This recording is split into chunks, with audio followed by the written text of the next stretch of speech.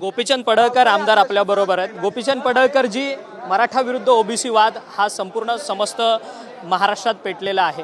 Maratha OBC वाद हा खूपच पेटला आहे. कुठेतरी सोशल फॅब्रिक जे आहे ते सिस्टम बिघडलं जाते असं तुम्हाला वाटत नाही राज्यात? बिघडलं जातंय कुठं, आता बिघडवून ठेवलंय पूर्ण. महाराष्ट्रातली परिस्थिती खूप गंभीर आहे. मराठा समाज आणि ओबीसी समाजामध्ये मोठी दरी पडते. आता कोणी काही मीडियात बोलत असतील, पण तशी आता परिस्थिती गावगाड्यामध्ये राहिलेली नाही आणि त्यातून खरं तर आउटपुटही काय नाही. यामध्ये कुणीतरी जबाबदार लोकांनी, मोठ्या जे वरिष्ठ लोक आहेत त्यांनी एकत्रित बसून यात काहीतरी स्पष्टता दिली पाहिजे.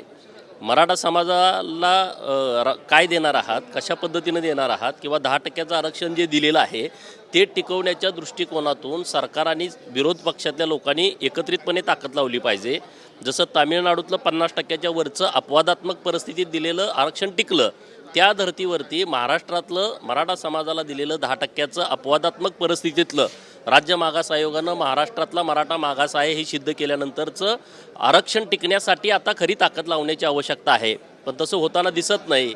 विरोधी पक्षातील लोक कधी मराठा समाजाच्या बाजूने बोलत आहेत, कधी ओबीसीच्या बाजूने बोलत आहेत. राजकीय स्वार्थ साधण्याच्या दृष्टिकोनातून जे काय करता येते ते करतायत, पण त्यांनी तसं न करता सरकारबरोबर ठामपणे उभं राहिलं पाहिजे. 10%चं आरक्षण टिकवलं पाहिजे आणि ओबीसीचं आरक्षण हे शाबूत ठेवलं पाहिजे.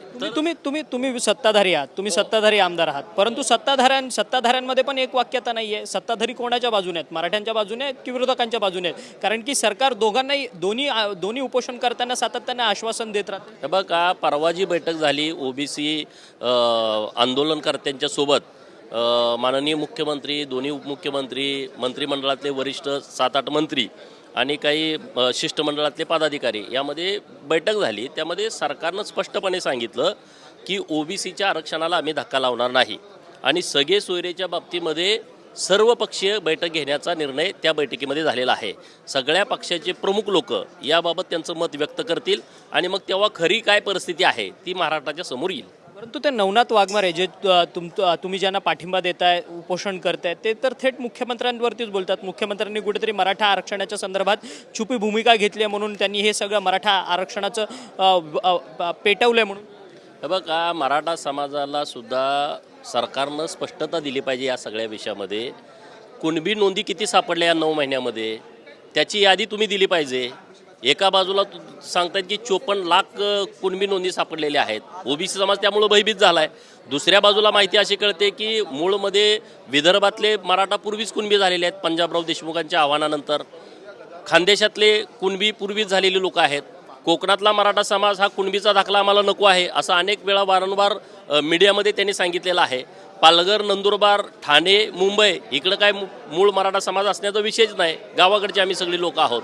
त्यामुळं राहिला कुठला विषय मराठवाडा आणि पश्चिम महाराष्ट्र, तर इथं 54 लाख नोंदी कशा सापडतील? तर तुम्ही सरकारनं गेल्या 9 महिन्यामध्ये महाराष्ट्रामध्ये किती कुणबी नवीन नोंदी सापडल्या, किती कुणबी म्हणजे ओबीसी दाखल्याचं वाटप केलंय याची श्वेतपत्रिका काढली पाहिजे आणि सरकारनं त्या दिवशी मिटिंगमध्ये मान्य केलंय. तुम्ही आता ही सगळी तुम्ही म्हणताय 54 लाख कुणबी दाखले सापडले आहेत, त्यांच्या विरोधात आम्ही गेलेलो आहोत, श्वेतपत्रिका काढा. परंतु हे सरकारच करतंय. आता या सरकारच्या विरोधातली तुमची थेट भूमिका असणार का समाज म्हणून? हे बघा, आता ज्या दिवशी ओबीसी बैठक सर्वपक्षीय नेत्यांची होईल, सगळे सोयरेंच्या बाबतीमध्ये सर्व पक्षाची भूमिका काय आहे, सरकारची भूमिका काय आहे आणि ओबीसी आरक्षणाच्या बाबत सरकारचं आणि सर्वपक्षीय लोकांचं मत काय आहे हे स्पष्ट होईल. या आठवड्यात बैठक पहिल्या आठवड्यात घेण्याचं ठरलं आहे. 29 तारखेला बैठक घ्या म्हटले होते, पण मी त्यांना विनंती केली की 29 तारखेला शनिवार आहे आणि सगळी लोक गावाला जाण्याच्या धांदलीत असते. तुम्ही त्या दिवशी बैठक घेऊ नका. वर्किंग डेमध्ये तुम्ही बैठक घ्या. सगळ्या पक्षाचे प्रमुख आल्यानंतर पक्षाच्या प्रमुखांचं मत काय आहे, मग ते सत्ताधारी पक्षाचे प्रमुख असतील, विरोधी पक्षातले प्रमुख असतील, सरकारचं म्हणणं काय आहे, सगळे सोयरेच्या बाबतीमध्ये सरकारची भूमिका काय आहे, सगळ्या पक्षाच्या नेत्याची भूमिका काय आहे आणि ओबीसीच्या आरक्षणाच्या संरक्षणाच्या बाबतीमध्ये सरकारची आणि पक्षाच्या प्रमुखांची भूमिका काय आहे ही एकदा स्पष्ट झाली का मग त्याच्यावरती आम्हाला भूमिका ठामपणे घेता येईल.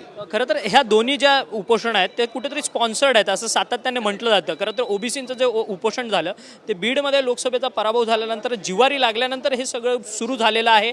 बीडमध्ये ज्या पद्धतीने जातीय वातावरण पेटलेलं त्याच्या विरोधातलं हे सगळं. बघा, हा विषय समजून घ्या. ओबीसीच्या आरक्षणाचं संरक्षण करण्याची लढाई अंबडला पहिला मेळावा झाला त्या दिवसापासून सुरू आहे. सातत्यानं महाराष्ट्रामध्ये वेगवेगळे छगन भुजबळ साहेबांच्या नेतृत्वात वेगवेगळे मेळावे झाले. तिथून त्या आंदोलनाची सुरुवात झालेली आहे. आता उपोषणाला ह्या टायमिंगला बसलं म्हणून ते कुणीतरी पुरस्कृत केलं आहे असं म्हणण्याला काही अर्थ आहे असं मला वाटत नाही. त्यांनी जी भूमिका मांडल्या उपोषणकर्त्यांनी त्याच्यावरती बोललं पाहिजे ना. आंदोलन कुणी केलं, काय केलं ह्याला फार महत्त्व नाही. त्यांनी काय भूमिका मांडलेली आहे, कशा पद्धतीनं राज्य सरकारनं भूमिका घ्यायला पाहिजे, कशा पद्धतीनं उपोषणकर्ते चुकीची मागणी करतायत समोरचे, हे मांडले त्याच्यावर उत्तर दिलं पाहिजे. त्यामुळं कुणी बसवलंय, कुणी काय केलंय ह्या गोष्टीला फार महत्त्व आहे असं मला अजिबात वाटत नाही. रोहित पवार म्हणतात की राज्यातली कायदा सुव्यवस्था राहिली नाही, राज्यात भ्रष्टाचार झालाय, 40% हे सरकार आहे, अशा सातत्याने ते सत्ताधाऱ्यांवरती अर्थात सगळ्या तुमच्या आमदारांवरती सरकारवरती आरोप करतात. रोहित पवाराचा DNAच भ्रष्टाचाराचा आहे. तो त्यांनी आधी मुळामध्ये शोधला पाहिजे. आपल्या आजोबापासूनची ही मोठी परंपरा महाराष्ट्राला भ्रष्टाचाराची दिलेली आहे. महाराष्ट्रामध्ये कायदाने सुव्यवस्था बिघडला यार, बिघडणार आहे तुम्हीच दोघं आहे ना, आजोबानी नातू. अंतरवली सराटीमध्ये कुणी ह्या सगळ्या गोष्टीला पाठिंबा दिला, कुणी हे सगळ्या भानगडी करायला लावल्या, दगडफेकीपासून घरं जाळण्यापर्यंत हे तुम्हीच आहे ना ह्या सगळ्या गोष्टीला कारणीभूत. हे पुण्यामध्ये ज्या भानगडी चालू आहेत त्या आज चालू आहेत का? तुमच्याकडे अनेक वर्षापासून पुणे जिल्ह्याची सत्ता आहे. तर त्यामुळं ह्यांचंच हे काम आहे. आता आज अधिवेशन आहे, काहीतरी बोललं पाहिजे सरकारच्या विरोधात. काय उद्धव ठाकरे आणि शरद पवार ज्या पद्धतीने आंतरवली सराटीला उपोषणाला भेट दिली त्या पद्धतीने त्यांनी वडी बुद्रुकला हाक्यांच्या उपोषणाला भेट दिली. बघा, शरद पवारांची भूमिका लोकांना कळाली आहे. शरद पवारांच्या विरोधात जेव्हा ओबीसीतून वातावरण उठलं तेव्हा मग 10व्या दिवशी उपोषणाच्या जयंत पाटलांनी प्रेस घेतली. काय प्रेस घेतली? आमचा ओबीसी आंदोलनाला पाठिंबा आहे. अरे मग तिथं जायला काय तुम्हाला झालं? तुम्ही का नाही भेट दिली पवारांनी तिथं? रोहित पवार का नाही गेला? 4 वेळा तू तिथं जात होता अगोदर आंदोलन पेटवायला, आता काय इथं गेला नाही? तर महाराष्ट्रातल्या आता त्यांच्यावरती टीका करण्यापेक्षा महाराष्ट्रातल्या ओबीसीनी समजून घेतलं पाहिजे तुमच्या बाजूनं कोण आहे, तुमच्या विरोधात कोण आहे, तुमच्या मताचा नेमका वापर कोण करत आहे आणि भूमिका वेगळी कशी घेत आहे. याच्यावरती आता महाराष्ट्रातल्या समस्त ओबीसी बांधवांनी जागृत झालं पाहिजे. आज लोकसभेला अनेक तिथं लोक गेलेत ना ओबीसी. हे नुसतं काय पवारांचं क्रेडिट नाही. ह्याच्या जर खोलामध्ये गेलं तर ओबीसी काही प्रमाणामध्ये त्यांच्यासोबत गेला आहे. तर आम्ही दुरुस्त करून लोकांना विनंती करून समजावून परत आम्ही महायुतीकडे त्या लोकांना आणू. तर धन्यवाद, तुम्ही आमच्याशी बातचीत केली. ओबीसींच्या संवर्धनाच्या संदर्भात एक बैठक होणार आहे, ती लवकरच बैठक आयोजित केली जाणार. त्या बैठकीमध्ये सर्व पक्षीय नेत्यांची मतंसुद्धा जाणली जातील. परंतु सरकारने आपली सुस्पष्ट भूमिका ही ओबीसींच्या बाबतीत ठेवावी असं जे मत आहे सत्ताधारी आमदार गोपीचंद पडळकर यांनी आपल्याशी बोलताना केलं. जर्नलिस्ट रोहनसह अक्षय मंगणी, TV9 मराठी, मुंबई.